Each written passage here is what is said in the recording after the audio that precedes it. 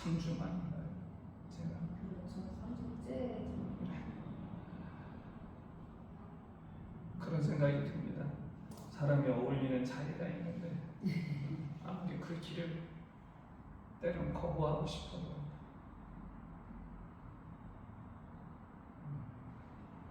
그런 생각이 문득 들었습니다. 제가 저한테 이 자리가 가장 맞는 자리가 아니다. 잘하든 못하든 그런 생각을 좀 해봤습니다. 잠시. 오늘은 성탄절도 아닌데 본문 쪽에서 오늘 성경을 보면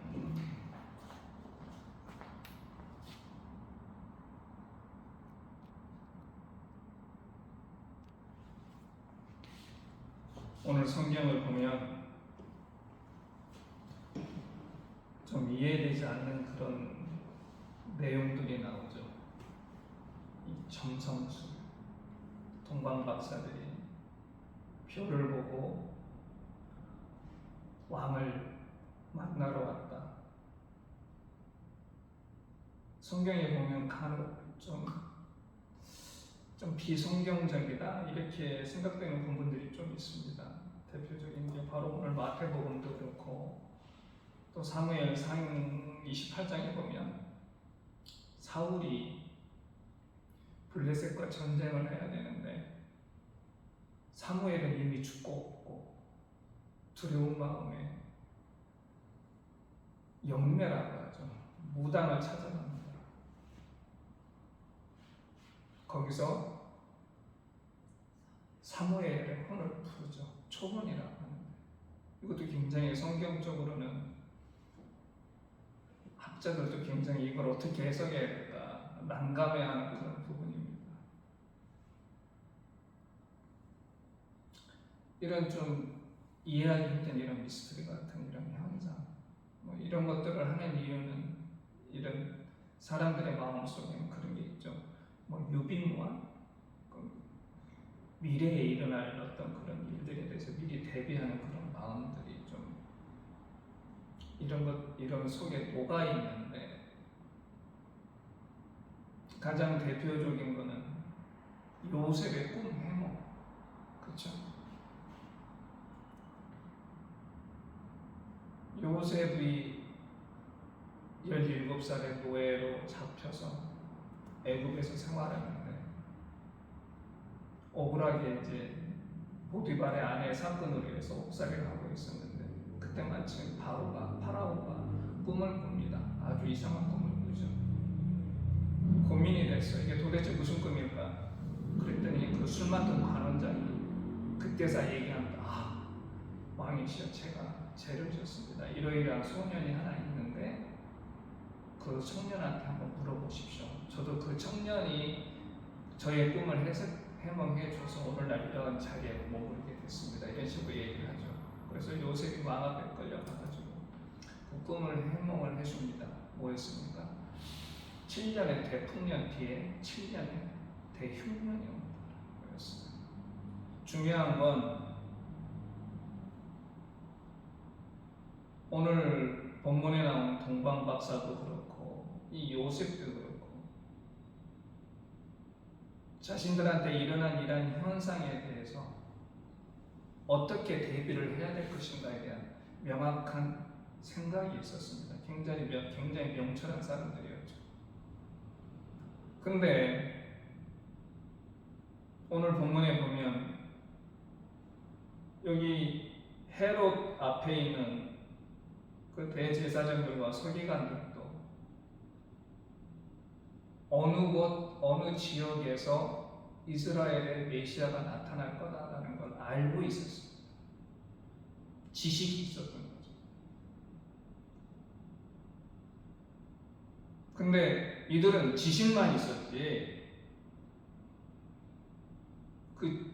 자기들이 갖고 있는 그 지식을 가지고 어떻게 행동해야 될까 명철함은 없었습니다. 그냥 지식만 켜켜이 머릿속에 쌓여 있었을 뿐이지. 근데 반대로 동방 박사들은 그렇지 않았죠. 우리들이 성서를 많이 읽는 이유가 뭡니까? 성서의 구절구절을 막 암기해가지고 성서 요절대에 나가서 우승하려는 목적은 아니잖아요. 그렇죠? 일찍이 예수께서는 우리 그리스도인들한테 명철해지기를 요구했습니다. 누가복음 12장에 보면 이런 말씀이 나오죠. 많은 사람들 앞에서 예수께서 말씀을 하시는 가운데 이렇게 얘기합니다. 외식하는 자여, 너희가 천지의 기상은 분간할 줄 알면서 어찌 이 시대는 분간하지 못하느냐.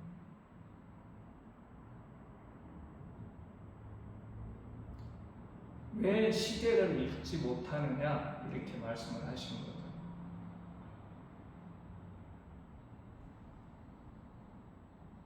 그게 비단 그 시대 그 사람들한테만 한 얘기겠습니까? 이 시대에 살고 있는 우리한테도 하는 말씀이신 거죠. 그럼 그리스도인이 명철한 삶을 살려면 어떻게 해야 되겠습니까? 당연히 예수의 가르침이 뭔지를 우리가 알아야 되고 그 방법은 성서를 읽는 수밖에 없습니다. 아무리 수많은 신학이 존재한다고 하더라도 그 뿌리는 성서예요. 성서를 바르게 우리가 읽지 못하면 우리는 그릇된 길로 빠질 수밖에 없습니다. 그런데 성서를 읽기 전에 성서가 무엇입니까? 라고 하는, 쉽게 말하면 성경의 정체성을 우리가 먼저 알고 성서를 읽어야 됩니다. 제가 누누이 전에도 몇 번 말씀을 드렸지만 성서라고 하는 것은 우리 그리스도인들 유일하신 하나님을 믿고 예수가 그리스도라라고 하는 신앙을 고백한 게 바로 성서입니다. 이거는 역사나 과학책이 아니에요.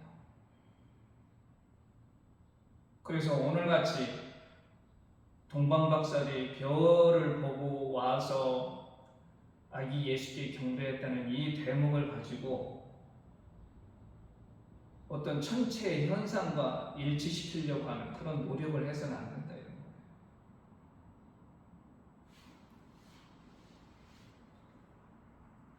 어떤 학자들을 보면 뭐 예수님이 태어난 시기에 뭐 혜성이 나타났다 뭐 이런 얘기하는 사람들이 과연 오늘 이 본문에서 말하고자 하는 게 무엇일까를 고민을 해야지 그걸 자꾸 어떤 천체 현상과 아니면 또 성경에 보니까 무당한테 좀 보러 가더라. 그가서 무당한테 좀 보고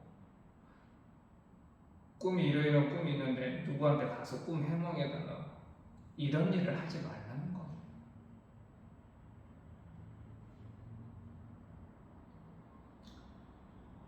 성서는 이러한 성서가 무엇인지라고 하는 정체성을 알고 성서를 읽어야 되는데 성서는 굉장히 다양하죠.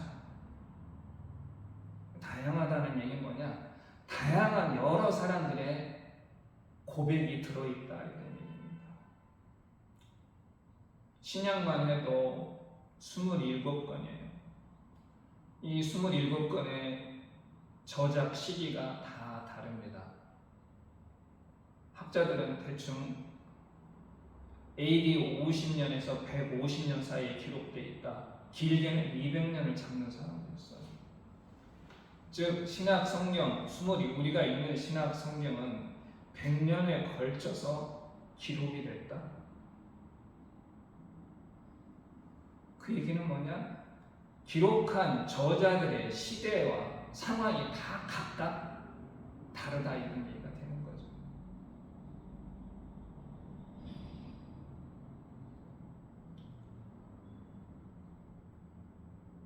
로마서를 대충 50년대에 기록이 돼 있다고 얘기를 하는데 마태복음은 빨라봤자 70년대입니다. AD 70년. 벌써 20년의 차이가 있는 거죠. 그 각각 기록한 저자들의 시대가 다르고 상황이 달랐어요. 사람들은 자기가 살고 있는 그 시대와 상황에 맞게 자신들이 경험한 자신들이 체험한 예수에 대해서, 하나님에 대해서 기록을 했습니다. 따라서 우리가 이 다양한 성서를 읽으려면 문맥을 잘 살펴야 됩니다. 성서를 읽을 때 제일 중요한 게 문맥을 잘 읽는 거예요. 제가 영어는 잘 못하지만 beyond description이라는 말이 있습니다. 묘사한 것을 뛰어넘는, 표현한 것 그 너머에 있는 것들을 우리가 찾아내서 읽을 줄 알아야 된다. 이 글로만 적혀 있는, 글로만 표현되지, 글로만 표현할 수 없는 그 이면에 있는 것들을 우리가 문맥을 통해서 그걸 끄집어내야 된다는 거죠. 그게 바로 뭡니까? 해석입니다. 해석.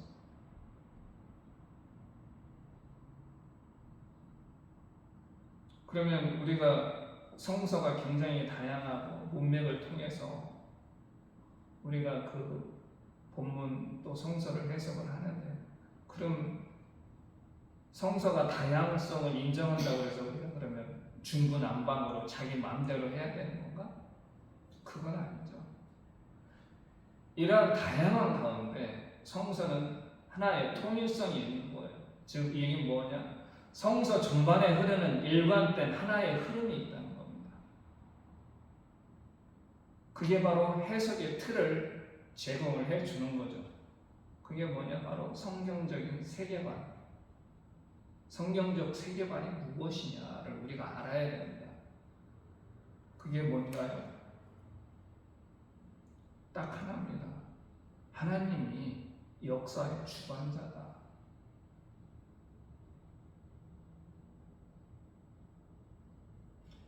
하나님이, 하나님의 섭리 가운데 세상이 움직이고 있다. 이게 바로 성경적 세계관이고, 이 세계관 안에서 우리는 성서를 해석을 해야 됩니다. 그래서 성서를 보면 크게 세 가지 신학이라고도 할 수 있고 역사 인식이라고도 할 수 있는데, 그 첫 번째가 뭐냐? 신명기 신학, 신명기적 역사 인식이라는 거죠. 이 신명기 신학이 잘 드러난 게 어디냐면 구약의 신명기 이하 11개 상하까지. 이 신명기 신학의 핵심은 뭡니까?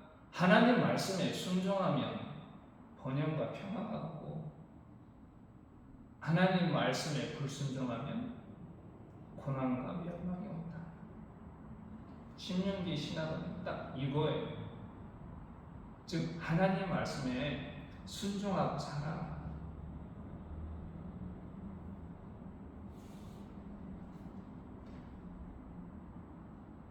또 하나는 역대기 신학, 역대기적 역사 인식인데, 역대기 상하부터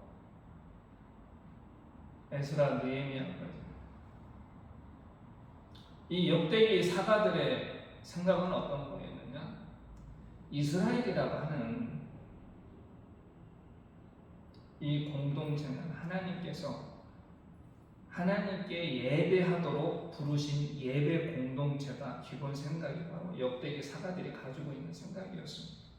그래서 자신들의 나라가 제사장들의 나라였고, 그래서 자신들의 삶이 곧 예배가 돼야 된다라고 생각했던 게 이 역대기 사가들의 신학이었습니다.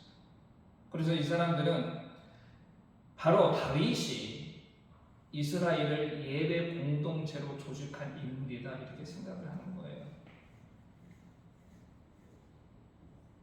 그래서 역대기에 보면 다윗한테 혹은 솔로몬한테 불리한 내용은 싹 빠졌어요. 대표적인 게 뭐냐면 뭔가 다윗이 밧세바와 간음을 해서 자신의 부하인 우리아를 죽인 게 열왕기에는 나오는데 역대기에 나옵니다.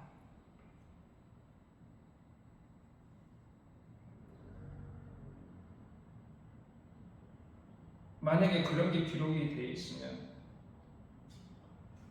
예배를 드리기 위한 하나의 공동체로 조직한 다윗의 위상이 떨어지잖아요.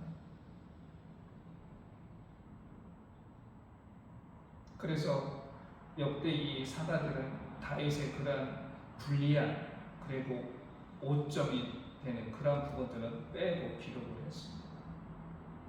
그리고 가장 중요한, 가장 세 번째는 중요하다는 게 아니라 세 번째는 어떤 거냐?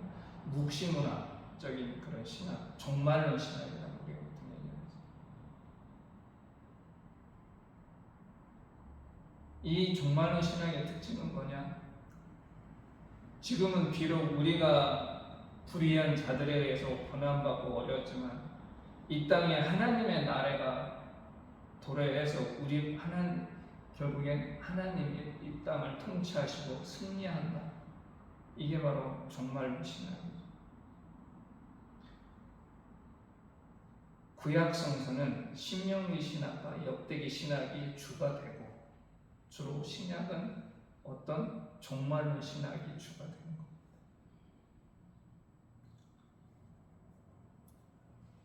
이 얘기는 무슨 얘기냐? 세계가 다 성서에 다 신약도 마찬가지고 구약도 마찬가지고 이 세 가지 신학이 있지만 주로 드러나는 게 뭐냐? 구약은 신명기 신학과 역대기 신학이고 신약은 종말론 신학이 강하다는 거죠.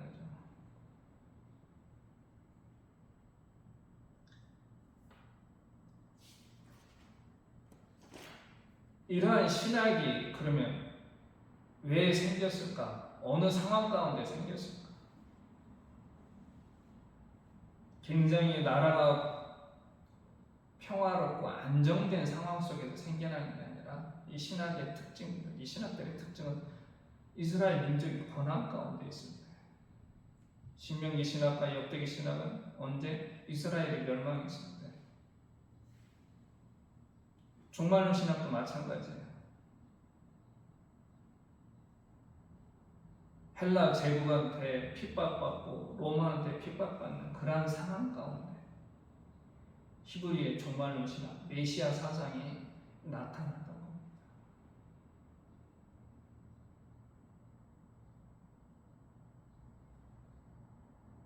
이러한 기본적인 것, 그래서 알고 성서를 읽는 거와 이런 것도 없이 성서를 읽는 거는 성서를 해석함에 있어서 굉장히 큰 차이가 온다. 우리가 이렇게 성서를 읽는 것, 이런 기본적인 지식과 상식을 가지고 성서를 읽는 가장 첫 번째 근본적인 이유는 뭐냐? 예수의 뜻이 무엇인가를 우리가 알기 위해서 읽는 거죠. 예수의 뜻이 가장 잘 드러난 부분이 어딘 줄 아십니까? 주기도문이에요.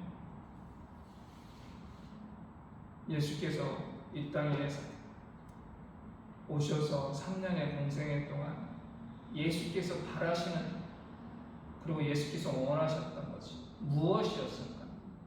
그게 잘 드러난 게 바로 주기도문입니다.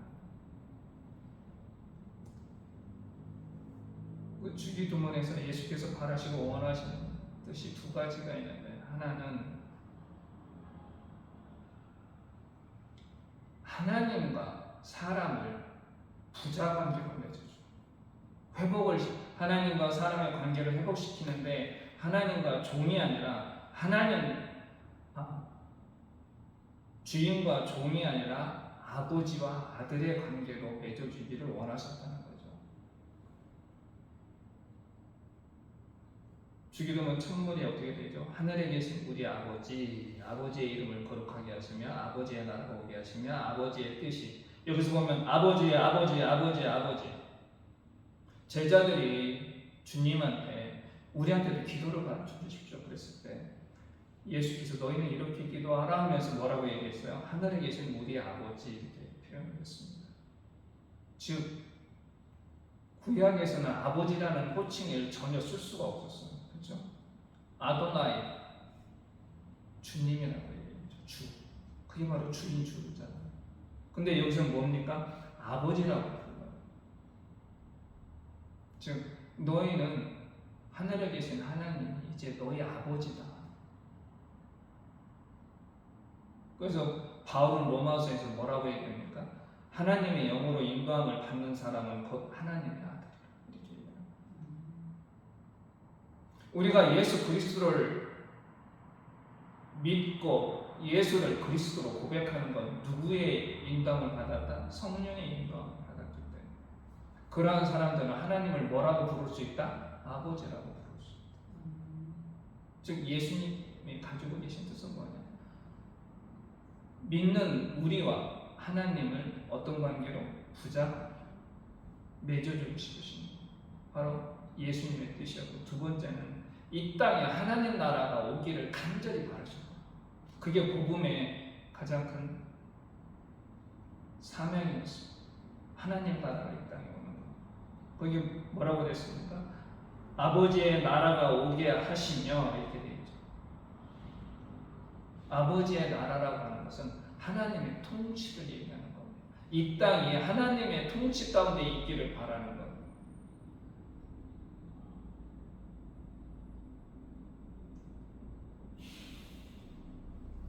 예수님의 뜻은 바로 이 두 가지였어요. 믿는 예수를 그리스도로 고백하는 자들과 하나님을 부자 관계로 만들어 주는 거였고, 또 두고 하나는 또 뭐였느냐? 이 땅에 하나님 나라가 도래하기를.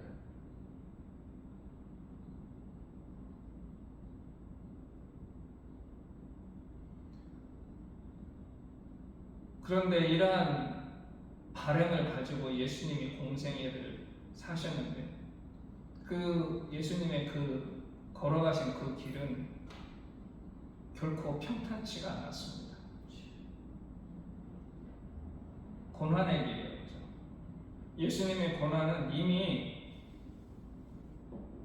처음부터 예고되어 있었어요. 마리아가 가브리엘한테 너가 성령으로 잉태되어 아들을 낳을 것이다 이렇게 가브리엘한테 얘기를 들었을 때 누구를 찾아갑니까? 엘리사벳을 찾아가자. 세례 요한의 어머니였다. 그때 엘리사벳이 성령에 감동되어 내 주의 어머니가 오셨다. 여자 중에 복되도다. 마리아한테 그렇게 얘기를 하죠. 그때 마리아 창가라는, 마리아가 뭐라고 그럴까, 기쁨의 교 창가를 하는데 그게 보통 마리아 창가라고 얘기를 하죠. 그때 어떤 대목이 있냐면 마음의 생각이 교만한 자들을 흩으셨고 권세 있는 자를 그 위에서 내리치셨고 비천한 자를 높이셨고 줄이는 자를 좋은 곳으로 배불리셨으며 부자는 빈손으로 보내셨도다. 이렇게 예수님의 생에 대해서 예언을 합니다. 여기 보면 두 가지로 나눌 수가 있죠. 교만한 자, 권세 있는 자, 부자들은 하나님의 심판이 있을 것이고, 가난한 자, 즉 줄인 자들은 배부를 것이고, 비천한 자들은 높아질 것이다. 이미 예수께서 걸어가야 될 길이 고난의 길. 왜 고난의 길이 되는 겁니까? 우리가 요즘 유행하는 그 말이 있잖아요. 기득권 카르텔에 도전을 해야 되기 때문에.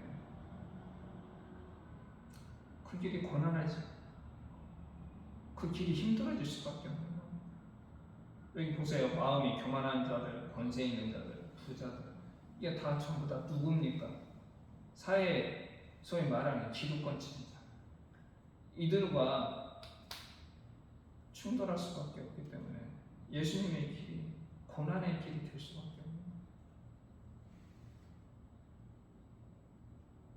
이걸 예수님이 탄생하시고 나서, 탄생 후 나사렛 회당에서 자기 고향에서 첫 설교하실 때 이걸 예수께서 확정을 하십니다.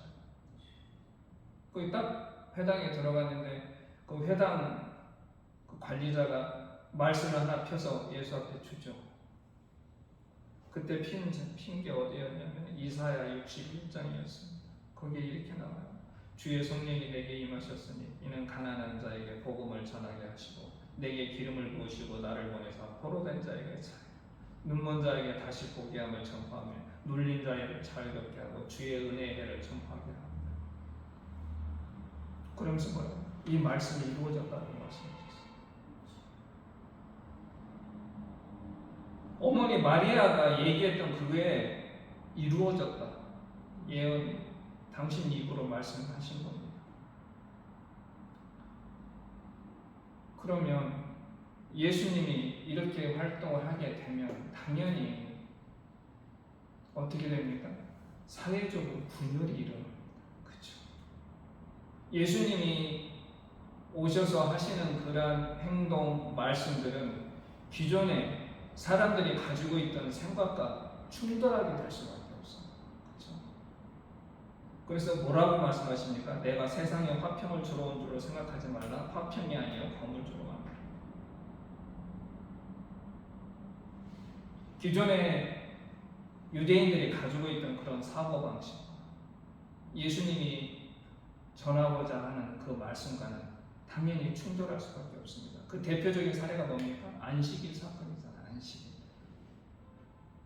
이 안식일에 어떻게 해야 될 거냐는 그런 것 때문에 바리새인들과 예수님과 항상 충돌이 있었습니다. 당시 유대인들이 가장 중요하게 여기는 게 안식일 준수였는데 예수께서 그걸 건드리신 거예요. 안식일은 사람을 위해서 있다 이렇게 말씀을 하셨기 때문에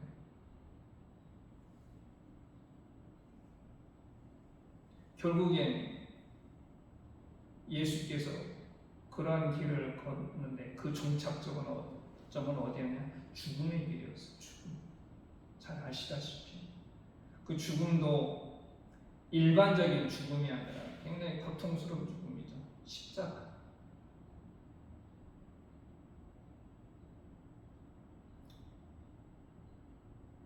이 십자가의 죽음은 이 십자가가 나무로 만들어져 있잖아요. 굉장히 성서에서 공식적으로 나무에 달려 죽은 사람은 저주받은 자라고 되어 있어요. 신명기에 보면.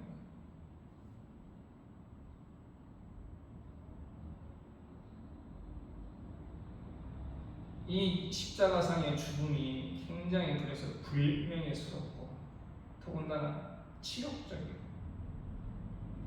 당사자한테는 굉장히 고통스러워. 그런 죽음이 바로 십자가의 죽음.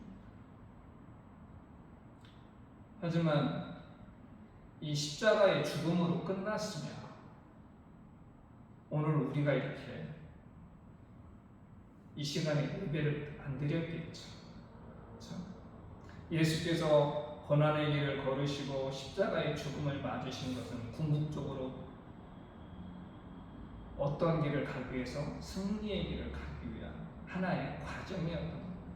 잘 아시다시피 이렇게 죽으셨지만 3일 만에 부활하셨죠. 이 부활은 결국에는 어떤 겁니까? 당신이 누구다? 하나님의 아들이다라는 것을 스스로 증명하신 겁니다. 우리가 예수를 그리스도로 믿고 예수를 따르는 이유는 바로 우리도 예수가 하신 부활, 그 부활에 동참하기 위해서 우리가 예수를 믿는 거죠.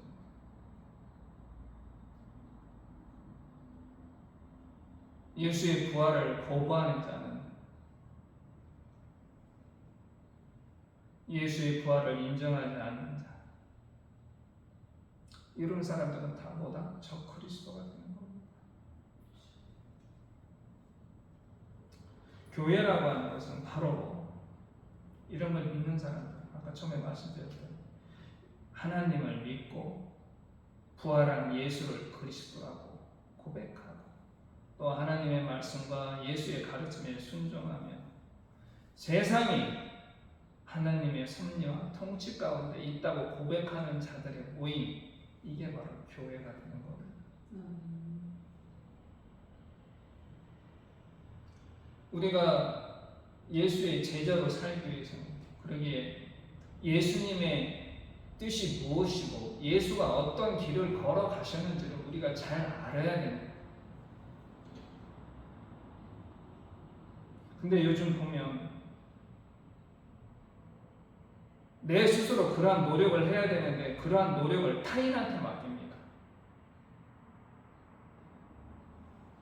그래, 뭐 성서 읽고 해석하고 그런 것들은 목사님이 하면 되지. 장로님이 하시면 되지. 아니면 교회 인도자가 하면 되지. 나는 그만 받아 먹으면 돼.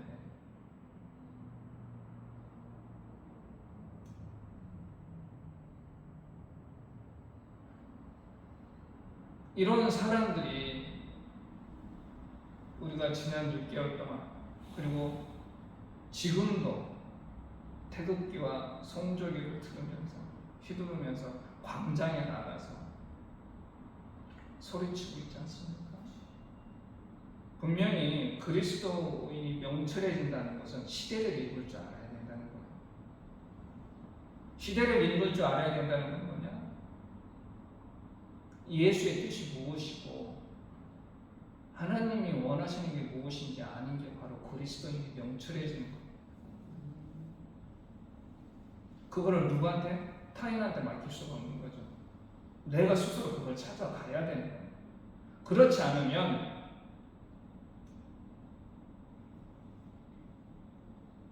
제가 그분들을 비하하는 게 아니라 그분들은 아직도 지금이 어느 시대고 어느 상황인지를 몰라요.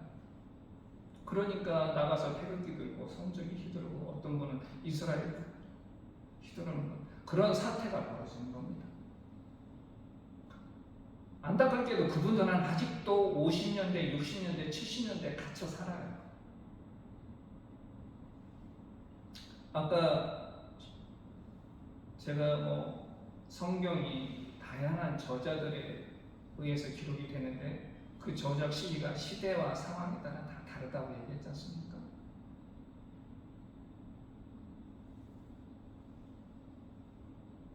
지금 이 시대가 어떤 상황인지를 우리가 모르면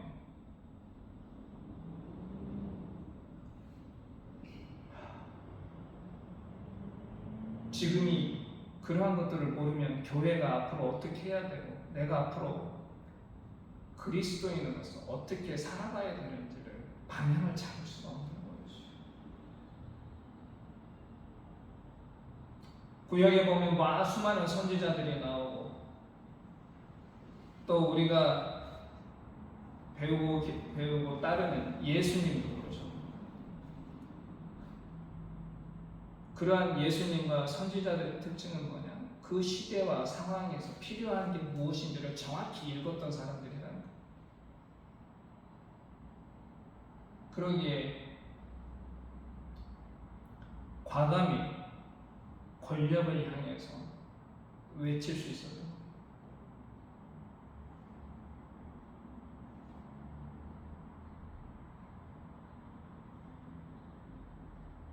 오늘 우리가 살고 있는 이 시대, 이제 새로운 대통령이 뽑힌 지 이제 4주째 접어들더라고요. 근데 뉴스를 보면 어떤 사람이 지난 3년 동안 했던 일보다 더 많은 일을 하고 있지 않나 그런 생각이 듭니다. 우리는 거기에 심취해 있을 게 아니라 지난 6개월 동안 우리가 겪었던 일들 속에서 이 시대가 어떤 시대인지 정확히 읽고 우리가 이 시대 속에서 내가 그리스도인으로 살아가는데 무엇을 해야 할지 정확히 깨우치는 것, 바로 그게 오늘을 사는 우리가 해야 될 일이 아닌가 그런 생각을 좀 해봤습니다. 그게 바로 명철한 그리스도인이 되는